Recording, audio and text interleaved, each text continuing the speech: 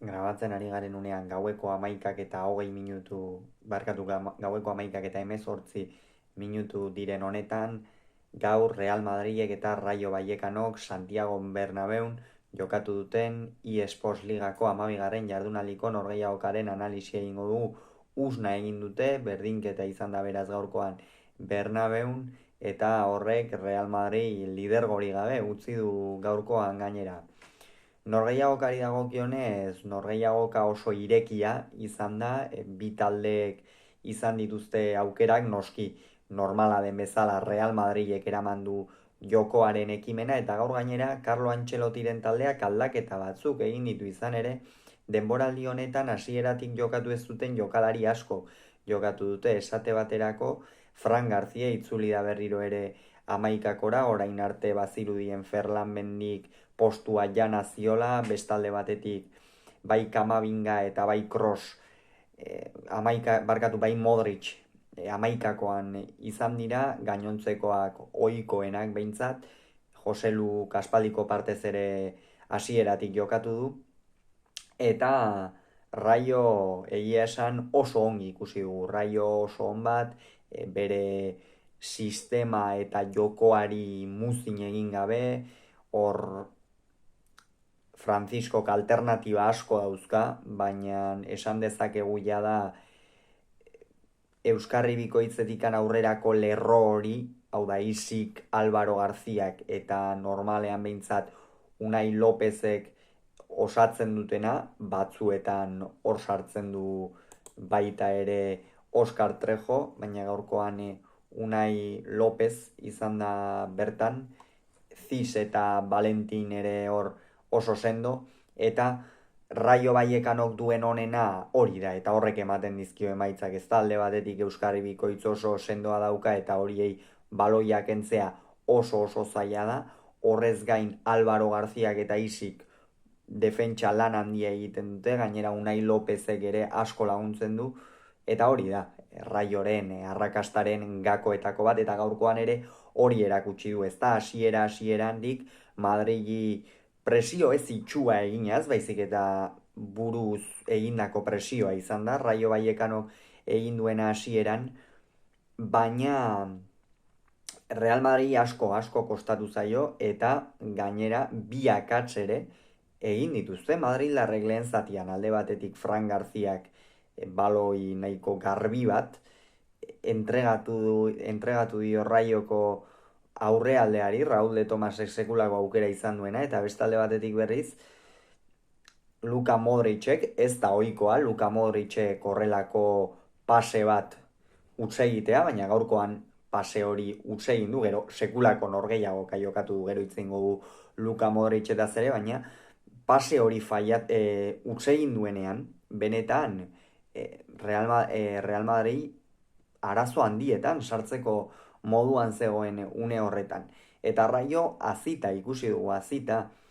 eta gero baita ere noski Rayok bere akatsak ere egin ditu hor baloi irteera batean, Álvaro García jaitsi da, zelaier dira Euskarri bat baliz bezala baloia jaso eta berriz ere jokoa sortzera, baina hor utz egin du eta Fede Valverde sekulako aukera izan du, eta Rayoko eroia, gaur Rayoko eroia nabarmen izan den Stole Dimitrievskik sekulako baloia atera dio Fede Valverderi, eta horrek salbatu du Rayo lehen zatian. Orokorrean Madrilen aldetikan distira gutxi, Bellingamen oinetatikan baloi asko pasa dira, Luka Modric ere saiatu da jokoa sortzen, Kamavinga nahiko kamuntz ikusi dugu, hegaleko jokalaria sakontasun handirik gabe, Alaba eta Rudiger lerroetan oso aurreratuak, baina orokorrean ez dugu distira handiko Real Madrid ikusi. Joselu ere area barruan aukerak jaso ezinean, Vinicius berandu azaldu da, baina asko izkin egin, baina gero distira handiri gabe, atera jaurtitzeko ere ez ditu aukera handiak izan. Orokorrean Real Madrid nahiko kamuns bat ikusi dugu, baina esan dugu bezala Rayo talde handia delako eta Bernabeura ez delako beste planteamentu batekin atera, Bernabeun jokatzen zuelako, baizik eta bere nortasuna erakutsi du, eta hori izan da Vallecasekoen gakoa. Gero, bigarren zatian gauzak pixka bat aldatu dira, Real Madrid are nagusiago zen, jada Raiok ez zituen, hainbeste baloi berreskuratzen, jada Real Madrid seguruago, baloiarekin ere hobeto, eta Carlo Ancelotti une batean sistema ere aldatu du, izan ere erromboaren sistemarekin aritu da, eta behar bada sistema aldaketa horrek esango nuke bigarren zatian, hau da, Rodrigo eta Kroos atera dituenean Fran García eta Luka Modricen ordez Kamavinga ezkerregalean ipini, eta gero Fede Valverde zelaier dira, barkatu Jude Bellingham ere zelaier dira pasa, eta 4-3-3ko Ancelotik hain gustuko duen sistema horretan jokatzeko, baina hor Real Madridek nik uste egin duen pekatu handiena Jude Bellingham ez hainbeste iristea izan dela, ez hau da, Jude Bellinghamek azkenengo norgehiagoketan eta Real Madriden daraman denbora urri honetan nabarmendu du atzetikan iritsi eta hortikan golak sartzen, ez? Eta hori kendu diola uste dut Ancelotik, eta behar bada hor egin du pekatu handiena Real Madridek, hori bai alde horretatik gero Vinicius askoz ere askeago ikusi dugu, baina beste izen bat ere aipatu beharra dago, eta izen hori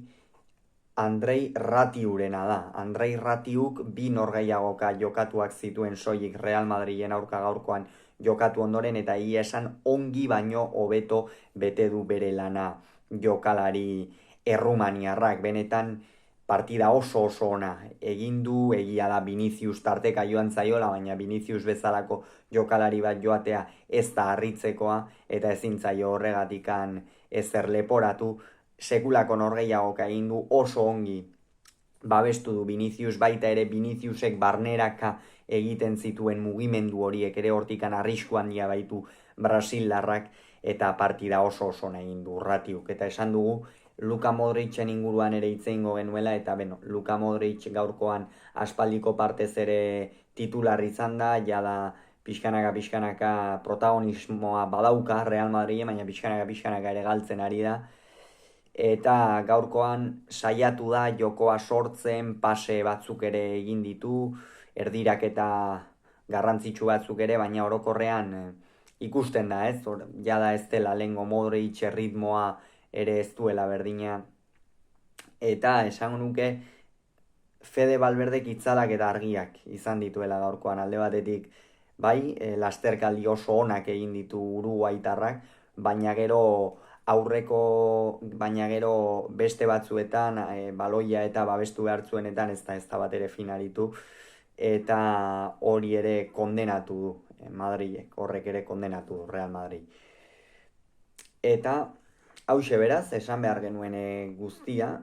76. minutuan Viniciusi gol jokoz kanpo argi zegoen gol bat, baina orokorrean ez da esan bezala aukera garbietako norgehiagoka izan, hor esan dugun bezala lehen zatian Stolen Dimitrievskik bai Jose Luri eta bai Fede Valverderi atera dizkion horiek, Jose Luri atera diona benetan ikeragarria izan da, Dimitrievski norgehiagokako jokalaria izan da, nabarmen, Kepak ez du bat ere lanik izan, uste dut ez duela geliketa bakar bat ere egin, eta horixe, eta norgehiagoka honen ostean honelaxe geratuko lirake bi talde hauek, Real Madrid bigarren, Girona liderretikan 2 puntura, eta Rayo 9. Europako postuetatik 2 puntura. Beraz, Rayo ere hortxe, gaurko puntua oso garrantzitsua zen, Santiago Bernabeu bezalako zelai batean Baiekasekoek berdintzea, hala egin dute, eta hauxe izan da gure aldetik guztia, hurrengoan gehiago izango zuen, bitartean on izan, agur.